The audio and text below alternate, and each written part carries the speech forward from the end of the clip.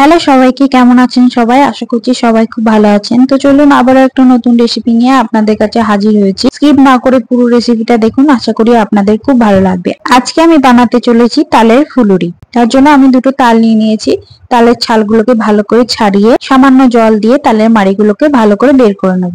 তারপরে ওই মাড়িতেই দিয়ে দেবো মিষ্টি হওয়ার জন্য গুড়।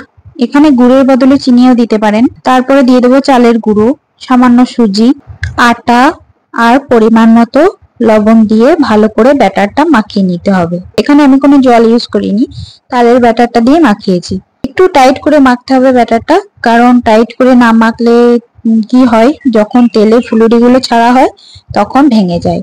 আর টাইট করে মাখলে কি হয়, ফুলুরিগুলো ভালো গড়ে আর ভাঙে না। তো এবার কড়াইয়ে তেল দিয়ে একে একে ফুলুরিগুলো সব ব্রাউন কালার করে ভেজে তুলে নিলেই তৈরি আমাদের তালের ফুলুরি। কেমন লাগলো রেসিপিটি কমেন্ট করে জানাতে ভুলবেন না কিন্তু। দেখা হচ্ছে অন্য কোনো রেসিপিতে। ততক্ষণ সবাই ভালো থাকবেন, সুস্থ থাকবেন। শীঘ্রই নিয়ে আসছি নতুন কোনো রেসিপি। টাটা সবাইকে।